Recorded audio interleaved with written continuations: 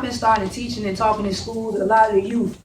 And one of the youth that I encountered, I had all the students stand up and tell me one thing they wanted to let go. One thing. Some of them said they didn't want to be just pretty. Some of them said they didn't want just to be a fighter. But this one young man said something to me, and it hit me in a place that I couldn't even say anything, but I wanted to help. He said, I don't want to be sad anymore. And for a boy, eventually one day will become a man to stand up at that very moment and say, I don't want to be sad no more. Those are things that we need to think about.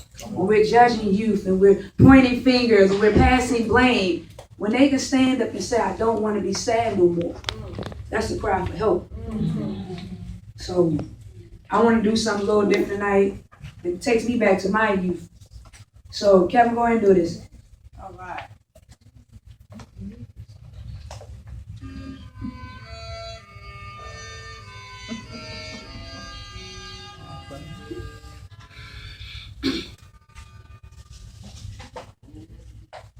See, she was my first love. There was nothing more that she could tell me but to tell me that she loved me. That's all I needed. See, she gave birth to me. She was my guiding light. She was my angel. But her heart, when it came down to loving me, put up a fight. So I gave up on her. And then finally, when I turned to the man who gave birth to me, who helped guide me through life, he decided that the world that I was living just wasn't right. So he walked away from me. So when I got into this world and I decided that my life was no longer important anymore, I wanted to die, God came and held my hand and said, don't cry. I got the life. He said, if I give you my tenderness and I show you my love, would you hold me and wrap me in your arm as if you would wrap a newborn baby that you don't no longer need? For he was more than just a father. My love came from him.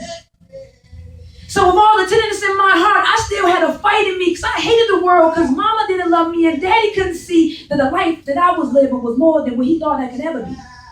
The books didn't help me and the storyteller didn't provide for me. So I decided to give up on he and she and find me. See, some of us are so lost in our own path that we don't realize we're here to help mold and guide others. But we're too selfish to realize that's our gift. So we decide to turn our back against everyone and try to dismiss everyone. If there's not sex involved, you don't want to speak. And if there's not money involved, you ain't got the time of the day. And if there's not love and lust, you don't even want to screw around with their mind because you're too busy trying to find you. So when you're so caught up in all your mess, you can't even see your tenderness in your heart starts to turn as solid as a rock. And you're sinking and sinking in the seal of soul of listen of nothing but love. And that's why you constantly feel like your life ain't hush. Take some time, find you. And when you take that time to find you, maybe even in your life, you can pull yourself through. And then by the time you pull yourself through, that anger won't be as heavy, then maybe someone will hold you. And maybe by the time you hold them, you come together as one and wrap each other as if that's your firstborn son. Come on, baby.